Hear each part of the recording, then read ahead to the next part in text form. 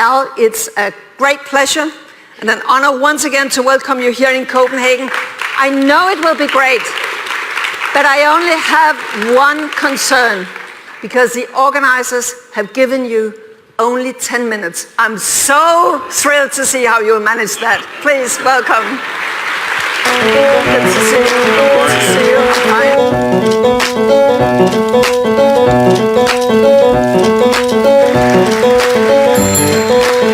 Thank you very much.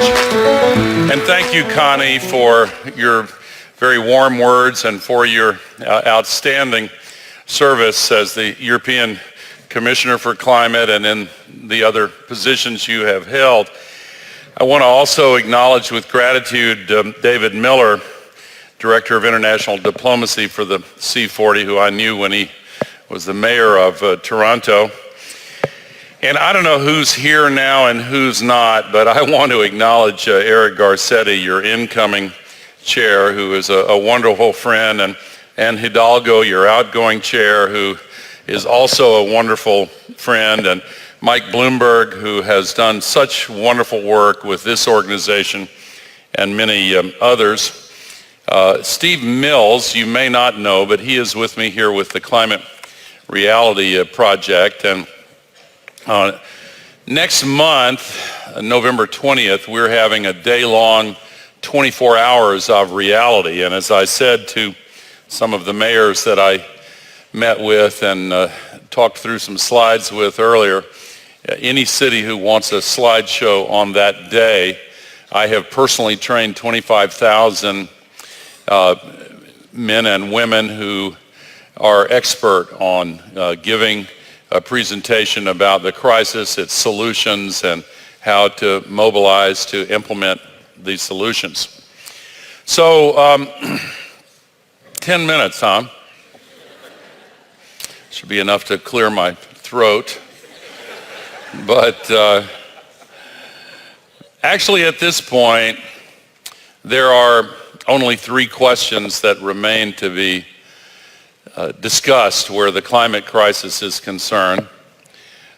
Must we change? Can we change? Will we change? I'll present a little bit of evidence to support the answer to each one of those questions. Here's the spoiler alert. This crisis is way worse than almost anyone realizes. It is way worse.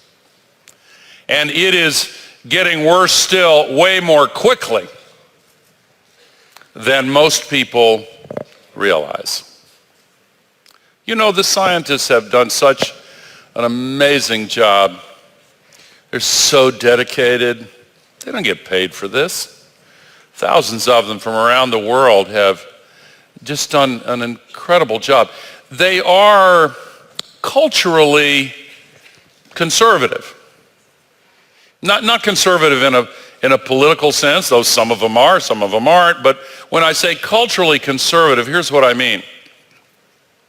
They don't want to put out a scientific finding until they're absolutely certain they have documented every part of it.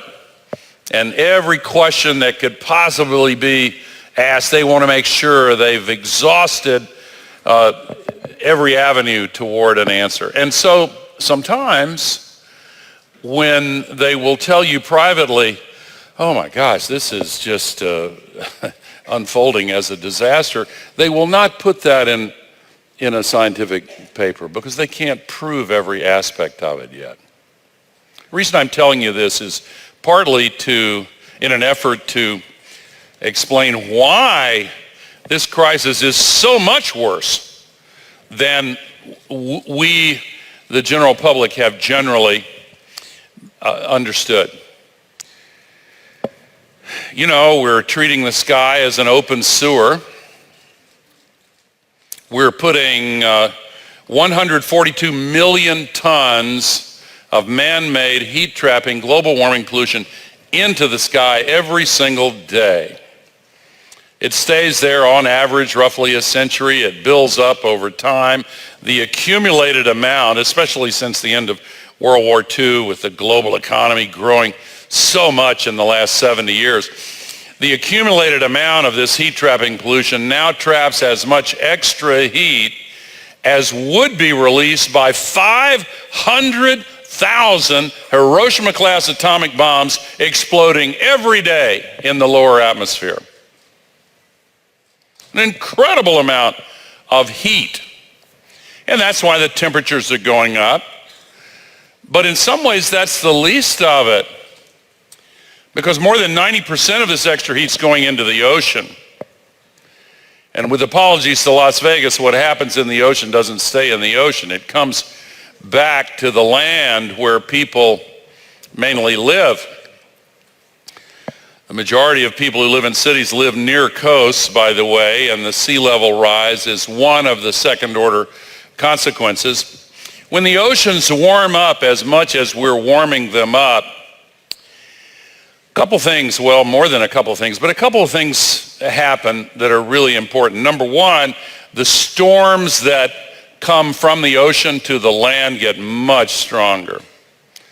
You saw perhaps what happened to our brothers and sisters in the Bahamas when Hurricane Dorian had wind speeds of up to 300 kilometers per hour for 40 hours at a stretch, just reducing part of that island nation to matchsticks. What a great tragedy. Only 2 years after essentially the same fate struck Puerto Rico, Hurricane Maria. 3 weeks before that, Houston, Texas, in my country, had 1.5 meters of rain from Hurricane Harvey. And today, we have a super typhoon Hagibis, I believe is the way you pronounce it, aiming at Tokyo. World Rugby Cup games suspended. That's the least of it. So these ocean-based storms get much stronger. Second consequence of heating up the oceans as much as we're doing is that it disrupts the water cycle on which life depends. The evaporation off the oceans is what feeds the rain over the land, which rushes back to the sea through the rivers. But now we're increasing the amount of water vapor coming off the ocean so much with these extra temperatures. We get rain bombs with enormous amounts of rain falling in a very short period of time, creating floods and mudslides, and so many cities here have gone through this. You know, when I give my slideshow, when I started, I would look for examples of these phenomena that would go back 5 years, 10 years, 20 years. Now, I go to last week or yesterday, because they're getting worse and they're becoming more frequent. This extra heat's also melting the ice, and so the sea level is rising, and the tropical diseases are moving to the higher latitudes. Dengue fever has become, this year, a major health threat. The Lancet Commission says that the climate crisis is the global health emergency, and there are many reasons for it. It's generating climate refugees. Syria, before the civil war started, had the worst drought in the history of the Eastern Mediterranean, linked to climate. The scientists have pinned it down thoroughly. Other causes of that civil war, but the refugees that came out of Syria destabilized many political systems in Europe. Even Brexit, where the UK is about to shoot itself in both feet, it's pathetic. Absolutely pathetic.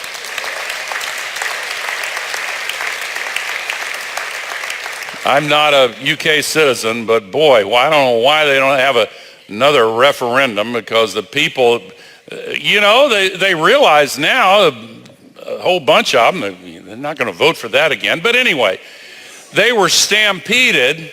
Partly the guy who was the main force behind Brexit, said the most powerful billboard was one that showed an endless line of refugees from the Middle East and North Africa, with the slogan, "The EU has failed us all."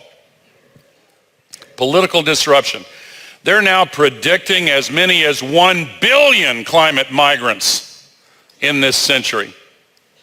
My religious faith, my own faith tradition, teaches me to welcome the stranger. My previous career in politics taught me that there are sometimes thresholds beyond which a very large and sudden surge of immigration can trigger the release of populist passions. So I could go on with the list of consequences that illustrate the answer to that first question. Must we change? Yes, we have to change. This is our generation's life or death battle. Think back through the histories of the cities represented here and the nations they are found in, times in the past where heroism made the difference in a crucial battle that defined history. The whole world is facing just those circumstances right now. Is the generation of people alive today made up of moral cowards?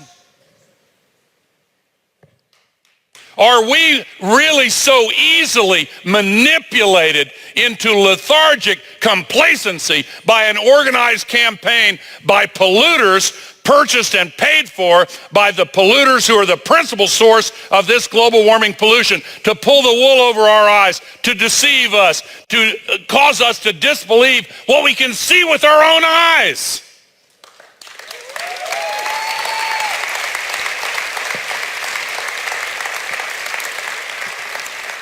I fully realize that in the world of governance, not to mention the world of politics, it is extremely difficult to point over the horizon and ask people to imagine the consequences of the choices we make today, for good or ill. It's difficult. Every mayor here, every close assistant and colleague of a mayor who's been through the Democratic battles and campaigns, you know this at least as well as I do, and most of you better. But there are times in human history where we as human beings have to rise above the limitations of our providence. We have inherited the behaviors and instincts of our ancient ancestors that survived certain kinds of threats. And we react instantly when one of those comes along.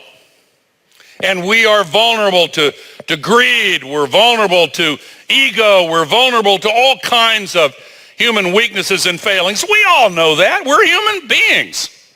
But here's what we sometimes forget. We also have the ability, the God-given ability, to rise above those limitations when we see the necessity of doing so. This is such a time. And because so many national leaders have fallen prey to the very skillful and well-financed lobbying and campaign supporting and revolving door flowing special interests that manage in various ways to just seize control of policy. It's one of the reasons why inequality is rising to dangerous levels. Inequality is a little bit like inflation. You're always going to have a little. If you don't, you got another kind of problem. But you always want a little, but you have to avoid at all costs hyperinflation. Ruins everything. Inequality is the same way. Some inequality is a necessary condition for markets to work. People have different levels of skills, and some skills are valued more than others. But when inequality rises to the hyper inequality levels, that threatens both democracy and capitalism. And we're hearing that dialogue now. Too many of our national governments have fallen under the spell of wealthy special interests. Nice people. Very nice. They're trained to be, and they're chosen because they're inherently nice. And you know, most of it's legal. That's the crime. But because so many of our national governments have fallen into this tar pit of special interest influence that keeps things just the way they are when they help those who have enough power to want them that way. I'm sounding a little radical. I'm not, really. I'm just an objective observer in my own mind. But because of what's happened to so many of our national governments, mayors are on the front line now. You don't have the luxury of just hanging out with, now there's some cities that the property developers are pretty influential. I get all that. Okay, but by and large, mayors are closer to the people. You don't have the luxury of just going away and reading reports about what's going on. You run into your constituents every single day. Maybe that's the reason why mayors have been providing such outstanding leadership. A lot of this is up to you. We need you. I'm not here just to give you a speech. I'm here to recruit you. We need your help. The world needs your help. The next generation needs your help. And the young people are saying in ever louder, more poignant, more persuasive, more passionate terms that they depend upon us to do the right thing. Okay, so second question is, can we change? Here's the good news. We have had an absolutely spectacular emergence of new technologies that don't pollute and can replace most of the heavily polluting technologies that have gotten us into this. 5 years ago, before the Paris Agreement, electricity produced by solar and wind was cheaper than electricity produced by new coal and gas plants in 1% of the world. 1%. 5 years later, today, electricity from solar and wind is cheaper than electricity from new fossil fuel plants in 2/3 of the world. 5 years from now, that will be true in 100% of the world. You know, we got used to hearing about how computer chips would come down in cost and keep going down, and mobile phones and, flat screen TVs. That's happened with solar. That's happened with wind. It's happening with batteries. It's happening with electric vehicles. It's happening with efficiency improvements. And we're seeing a farmer-led regenerative agriculture revolution. We're seeing more than 200 major global companies have pledged to go to 100% renewable energy, and many global companies are now pushing the boundaries toward circular manufacturing. Forestry on a sustainable basis is more possible when the new satellites can follow every single individual tree. We're not there yet, but we have the tools that we need. Last year in Europe, if you look at all of the new electricity generation that was installed, how much of it do you think was solar and wind? 88%. 88%. In India, 65%. In China, 53%. In my country, in the US, 49%, almost zero coal. By the way, the famous coal museum in Kentucky has just installed solar panels on its roof in order to save money. True story. True story. Electric vehicles have increased 450% in numbers just in the last 4 years, and the drivetrain, the most important part of any car or truck, will drop definitively below the price of the internal combustion engine vehicle's drivetrain within 2 years. This is happening as well. Batteries. So we can do this. We have to do it. We can do it. And as we do it, we can create jobs. Let me tell you another quick story about my country. What's the fastest growing job in the United States of America? Solar installer. For the last 5 years, solar installation jobs have grown 6 times faster than average job growth. What's the second fastest growing job? Wind turbine technician. Can anybody think of an opportunity that exists in every single city represented here that could put millions of people to work in a program that would pay for itself?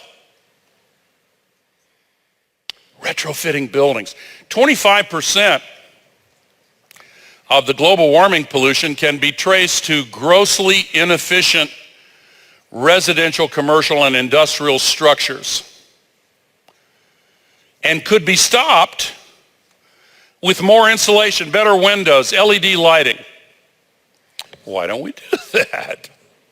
Well, some of you know what's described as the agent principal problem, where one person pays for the building of a structure, and then another person pays the monthly energy bills. The incentives for the builder will be to scrimp on extra insulation or better windows because the bills are going to be paid by somebody else. That's not an impossible problem to solve. One city here, I can't remember, but they figured out how to crack this nut. They have had a 385% return on their investment. So here's what you do. You look forward, again, the problem of looking over the horizon, dealing with the reality we face now in terms of its future dimension. Same thing here. You look out 5 years and you see the sharp decline in energy bills. That's money. Those are real savings. All you need is a financial instrument to pull those savings from the future forward into the present and hire the people. And by the way, these jobs can't be outsourced. They're in the community. They're in your cities. There are many similar examples. So we can do this. Final question. Will we do it? Most important of all, I think we will. But honestly, that decision's going to be up to you. I'm encouraged by the global Green New Deal, and I congratulate the C40 organization for coming up with this inspiring initiative. And it connects the solutions to the climate crisis to dealing with inequality and dealing with environmental injustice and dealing with the need for a lot of good new jobs. So I am encouraged. So I need to close. I'm out of time. We're not out of time. We have barely enough time to solve this crisis. What does solving it mean? Some damage has been done. Regrettably, some of the damage that has been done is not recoverable. We have to be honest about that. Regrettably, there will be more damage before we turn the corner. But we still have the ability to prevent the civilization-ending catastrophic harm that the scientists have warned us about. And since the scientists were absolutely 100% right in what they warned us about 20 years ago and 10 years ago and 5 years ago, shouldn't that cause us to pay more attention now to what they're telling us will happen 5 years from now, 10 years from now, 20 years from now? We should listen to them. And we should listen to the inspiring young Greta Thunberg. What a wonderful, clear voice of conscience she is presenting to the world. I believe we will do it. But I will close by repeating what I said before. I really, if I had the ability to transfer from the feelings that I have in my heart to yours, I know it sounds corny. I just don't know how to do it. I try. Everything's at risk. And if we decide that this is the moment and we are the ones to solve this crisis, what joy there is in turning your hands to work that justifies pouring every bit of creativity and innovation that mayors are so great at and energy to solve this crisis. And looking over the horizon one final time, it's not that hard to imagine 40 years from now, the generation that comes of age then, if they live in a dystopian world that is filled with the horrors the scientists are warning us about, if there are 1 billion climate refugees destabilizing governance, leading to a Mad Max kind of governance in some areas of the world, if cities are shut down with no drinking water in many geographies, if droughts are damaging the food supplies and the underground water supplies, if new diseases are ravaging populations, worst of all, if that generation feels despair instead of hope and looks at their own children and feels grief that their lives will be worse still, they would be fully justified in looking back at us in our time and asking, what in the hell were you thinking? How could you have failed to act? Didn't you hear the scientists? Didn't you watch the television news every night with the floods and droughts and all the rest? What were you thinking? Were you watching TV too much? What was it? On the other hand, if that generation finds themselves in a world that is animated by a spirit of renewal and hope and optimism, with all of the polluting activities being displaced by clean, new, efficient technologies that are creating millions of new jobs and filling them with hope, if the air is getting cleaner and air pollution is not as bad and the waters are being cleaned up and they feel hope in their hearts and they look at their children and think, thank God it's going to be better still when they grow up. I want them to look back at us and ask the question, how did you find the moral courage to rise up and say, we're going to do this? Part of the answer, ladies and gentlemen, is that political will is itself a renewable resource, and they will know that in Copenhagen, Denmark, in October of the year 2019, mayors from all over the world came together and decided to get moving and solve this crisis. Thank you very much.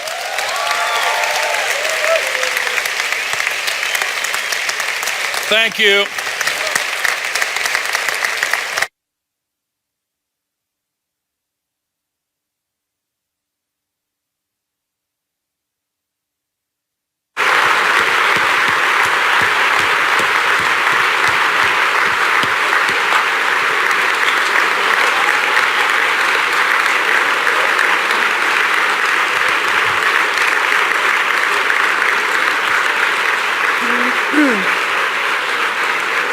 Well, ladies and gentlemen, that is what I call a clearing of the throat. And it's really nice sometimes to really listen to objective observers. Seriously, thank you so much, Al Gore. I think that we are many that are grateful that you are still devoting so much energy to the issue of climate change. There is something fantastic about listening to people who knows what it takes, but who now can speak freely and independently and are doing that in this strong manner. Thank you so much to Al Gore. And then, ladies and gentlemen, this was actually the closing of the plenaries of the first day only, and it ain't even over yet. We have an evening